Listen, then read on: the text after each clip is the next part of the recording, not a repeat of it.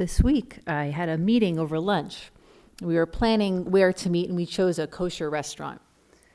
We arrived and sat down, and then something unexpected, but in a way sort of predictable, began to happen. A man stood up, took out a shofar, and began speaking, addressing everyone in the restaurant who would listen, which was almost everybody. He spoke about the meaning of the shofar, the meaning of the month of Elul leading up to the high holidays, and then he sounded shofar blasts for all to hear. Some of us listened attentively, others continued on with their meal.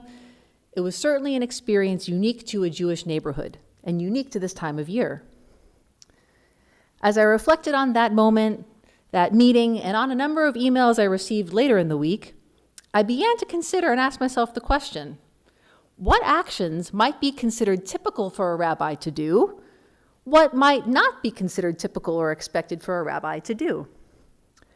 Well, I'd never seen anyone blow shofar for all the customers in a restaurant before. I would agree that teaching about a mitzvah and doing a mitzvah is certainly something typical and expected of a rabbi. And I thought about all of this when I read a particular email this week. It wasn't even an email addressed personally to me, it was an advertisement. I saw this email and I immediately did something that I don't think is considered stereotypically rabbinic. I became very, very annoyed. The subject line of this email, I imagine at least some of you received this email as well, was, "Does Judaism best thrive outside the synagogue?" I hope you can understand why, as a rabbi of a synagogue, reading this would make me annoyed.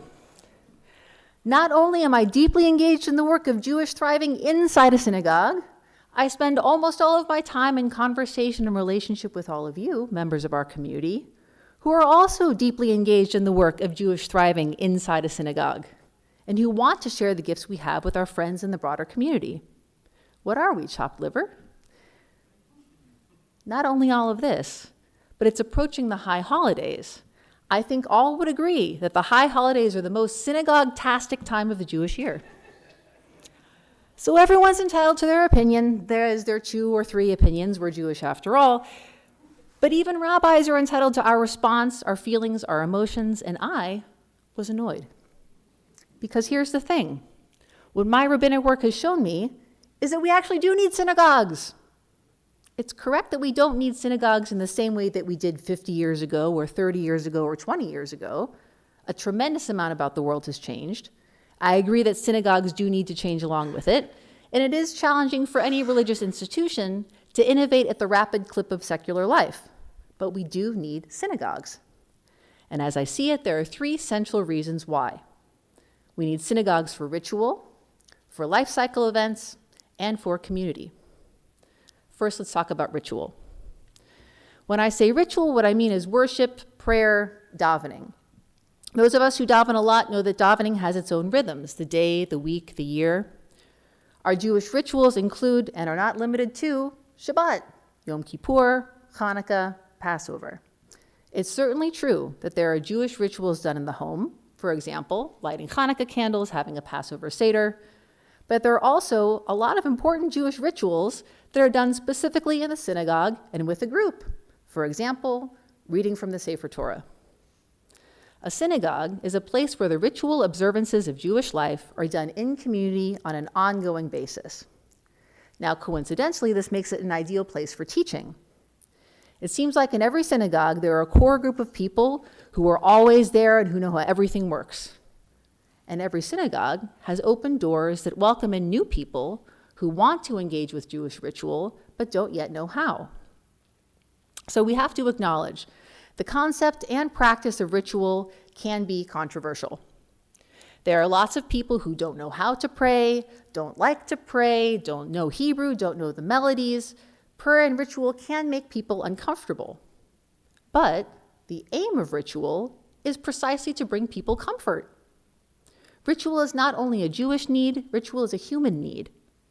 And one of the reasons why there are such a wide variety of synagogues is that this variety allows the Jewish people to provide and experience a wide variety of ritual practices. At the end of the day, every synagogue is first and foremost a place for worship, a place for ritual. in a specifically Jewish way, in community and in accordance with the Jewish calendar, synagogues allow us to meet the deep human need for worship and ritual, for practices that connect us to something bigger than ourselves, for practices that bring us a sense of comfort. So next, let's talk about life cycle events. Life cycle events is a bit of a technical term. We're referring to those moments in life that Jews seem to have a need for a rabbi: marriage, b'nai mitzvah, baby naming, conversion. And let's acknowledge, this core function of a synagogue is something that has drifted a bit away from the synagogue in recent years. Weddings are perhaps the best example of this, as couples, for a variety of reasons, want their wedding ceremony officiated by someone other than the rabbi of the synagogue they belong to. There are increasing numbers of rabbis who work on a freelance basis for a variety of life cycle events. But the two life cycle events, in my experience, that most reliably bring people back to a synagogue are b'nai mitzvah and conversion. So conversion, as I've explained to my students, it's a life cycle event in Jewish tradition that absolutely definitively requires a rabbi. For many Jews and for many people, the question of identity, who counts as a Jew and how exactly that gets defined, it's either a question that's so obvious or so muddled that it's not an attractive topic for discussion. But for those people who want to be counted in the Jewish community and who are not currently recognized as Jewish, it's a very important question. And there is a specific process to formally change a person's status from not Jewish to Jewish. Unlike a wedding, which can certainly be done without a rabbi, a conversion process requires at least one rabbi. And for most rabbis officiating conversions, including myself, the conversion process includes not just study, but participation in Jewish community, a resource provided by the synagogue. B'nai mitzvah, similar yet different. Unlike a wedding or a baby naming, the life cycle event of b'nai mitzvah involves a substantial amount of learning and a substantial amount of ritual. Interestingly and technically, a Jewish child becomes b'nai mitzvah simply by virtue of becoming an adult chronologically and physically. But just try telling that to the parents of an 11-year-old Jewish child. In our culture at this time, becoming b'nai mitzvah involves reading from the Torah, giving a Devar Torah, a b'nai mitzvah speech, and leading parts of the service. In order for an 11-year-old to prepare to do these things when they reach the age of 13, that 11-year-old and their family will need the resources of a synagogue. First, so that the child can learn these ritual practices, and second, so that the b'nai mitzvah and their family can engage in the ritual itself. The synagogue supplies the Sefer Torah, the prayer books, the Chumashim, places for guests to sit, and the prayer quorum so that all of these things can happen. Yes, it is possible to have a b'nai mitzvah outside a synagogue, but in a way it's missing the point. All of the things a b'nai mitzvah student learns to do are ritual practices, which take place in the context of Jewish community, that is to say, in a synagogue. So here's my concluding observation about life cycle events. Whenever we sing the song Siman Tov u'Mazel Tov, we include the line Yehei lanu u'lechol Yisrael. Congratulations, it's a good thing for us and for all of Israel. Baby namings, weddings, b'nai mitzvah, conversion, all of these things are not only celebrations for immediate family and friends, they're also for the whole Jewish people, which of course includes the synagogue. Now finally, let's talk about community. Anyone remember the book Bowling Alone that came out 25 years ago? Robert D. Putnam observed that as recreational bowling was becoming overall more popular, with more bowlers total, league bowling was on the decline. In other words, instead of people bowling in community, they were bowling individually or with just their friends and family. Of course, in the past 25 years, so much has changed, including and not limited to smartphones, social media, a global pandemic, and of course, artificial intelligence. We know that human loneliness is still a problem. We know the importance of seeking and finding connection. From libraries to gyms to coffee shops, all these places are striving to be community spaces.